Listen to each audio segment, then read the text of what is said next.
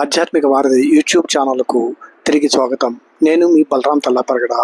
ఈరోజు అలంపూర్ క్షేత్రంలో ఉన్న శ్రీ జోగులాంబ బాలబ్రహ్మేశ్వర స్వామి ఆలయం గురించి తెలుసుకుందాం. అలంపూర్ తెలంగాణ రాష్ట్రంలోని జోగులాంబ గద్వాల్ జిల్లాలో తుంగభద్ర నది ఒడ్డున కృష్ణా తుంగభద్ర సంగమానికి సమీపంలో ఉన్న అత్యంత పవిత్రమైన క్షేత్రం. ఈ క్షేత్రాన్ని దక్షిణ కాశీ అని కూడా పిలుస్తారు. ఈ స్థల పురాణం గురించి కొంచెం తెలుసుకుందాం. పురాణాల ప్రకారం బ్రహ్మదేవుడు ఈ ప్రాంతంలో పరమశివుని గురించి ఘోర తపస్సు చేశారు.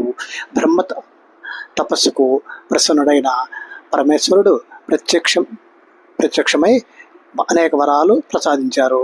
ఆ తర్వాత బ్రహ్మదేవుడు ఇక్కడ శివలింగాలను ప్రతిష్ఠించి పూజించారు. అందువల్ల ఈ ప్రాంతంలోని 9 ఆలయాలు నవబ్రహ్మ ఆలయాలుగా ప్రసిద్ధి చెందాయి. ఆ నవబ్రహ్మ ఆలయాలు ఏమిటంటే బాలబ్రహ్మ, స్వర్గబ్రహ్మ, పద్మబ్రహ్మ, అర్కబ్రహ్మ, వీరబ్రహ్మ, విశ్వబ్రహ్మ, కుమార బ్రహ్మ, గరుడ బ్రహ్మ, తారక బ్రహ్మ. అంతేకాకుండా ఇక్కడ జమదగ్ని ఆశ్రమం ఉండేది. పురాణ కాలంలో ఆయన భార్య రేణుకాదేవి ప్రతిరోజు ఏటికి పోయి ఇసుకతో కుండను చేసుకుని దీంతో నీళ్లు ముంచుకుని వచ్చేది. ఒకరోజు ఒక మహారాజు తన భార్యలతో ఇక్కడికి వచ్చి జలక్రీడలు ఆడుతుండగా చూసిన రేణుక తన మనస్సులో రాజు వైభవాన్ని, అతని భార్యల అదృష్టాన్ని పొగిడింది. మనోవికారం కలిగినందువల్ల ఆ రోజు ఇసుక కుండ తయారు కాలేదు. రేణుక ఆలస్యం చేసి కూడా నీళ్లు తేకుండా వచ్చింది. జమదగ్ని దివ్య దృష్టితో చూసి భార్యపై కోపించి ఆమె శిరస్సును ఖండించమని కొడుకులను ఆజ్ఞాపించారు. ఎవరూ ముందుకు రాలేదు. జమదగ్ని పుత్రుల్లో చిన్నవాడైన పరశురాముడు తండ్రి ఆజ్ఞను శిరసావహించి తన తల్లి తలను నరికి తండ్రికి సంతోషం కలిగించాడు. జమదగ్ని సంతృప్తుడై ఏం వరం కావాలని అడిగితే పరశురాముడు తన తల్లిని బతికించమని తండ్రిని ప్రార్థించాడు. అప్పటికి రేణుక తల ఎగిరి దగ్గరలో ఉన్న చండాల వాటికలో పడినందువల్ల మొండెంతో తలను అతికించడానికి వీలు లేదని, ఇక మీద ఈ తల ఎల్లమ్మ అనే పేరుతో గ్రామ దేవతగా పూజలు అందుకుంటుందని జమదగ్ని చెప్పారు. ఈ మొండెము బ్రహ్మేశ్వరాలయంలో ఉండి సంతానం లేని స్త్రీలచే పూజలు అందుకుని సంతానం ఇచ్చే దేవతగా ఉంటుందని జమదగ్ని అనుగ్రహించారు.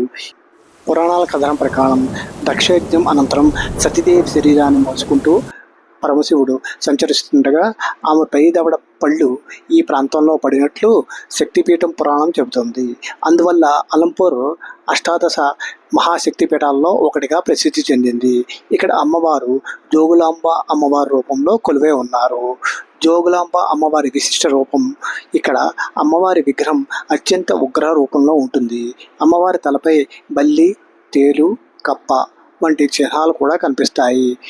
ఈ క్షేత్రాన్ని దర్శిస్తే కాశీని దర్శించినంత ఫలితం లభిస్తుందని ఈ క్షేత్రానికి దక్షిణ కాశీ అని స్కాంద పురాణంలో చెప్పబడింది. కాశీలో ఉత్తరవాహినిగా గంగా నది ఉండగా అలంపూర్లో ఉత్తరవాహినిగా తుంగభద్ర నది ప్రవహిస్తున్నది. కాశీలో గంగా యమునల సంగమం ఉండగా అలంపూర్ క్షేత్రంలో కృష్ణా తుంగభద్రల సంగమం కూడా ఉన్నాయి. కాశీలో విశ్వేశ్వరుడు కొలువై ఉండగా ఈ క్షేత్రంలో బాలబ్రహ్మేశ్వరుడు కొలువై ఉన్నాడు. అష్టాదశ శక్తి పీఠంలో విశాలాక్షి కాశీలో కొలువై ఉండగా ఈ క్షేత్రంలో జోగులాంబ అమ్మవారు శక్తిపీఠాలలో ఒకటిగా అనుగ్రహిస్తున్నారు. కాశీలో వలె ఈ క్షేత్రంలో కూడా 64 స్నానఘట్టాలతో పాటుగా పాప వినాశనం పేరిట 24 ఆలయాలు భక్తులకు దర్శనమిస్తాయి. ఈ క్షేత్రంలో గ్రామ దేవత ఎల్లమ్మ మొదలుకొని పార్వతీ పరమేశ్వరులకు 3 దేవతామూర్తులు ఈ క్షేత్రంలో కొలువై ఉన్నారు. ప్రధాన ఆలయంలో పరమేశ్వరుడు స్వరూపమైన శ్రీ బాలబ్రహ్మేశ్వర స్వామితో పాటుగా విష్ణుమూర్తి స్వరూపమైన సాలగ్రామ శిలారూపం కూడా బ్రహ్మేశ్వరుడి ప్రక్కనే ఉండడం శివకేశవులకు అభేదంగా చెప్పవచ్చు.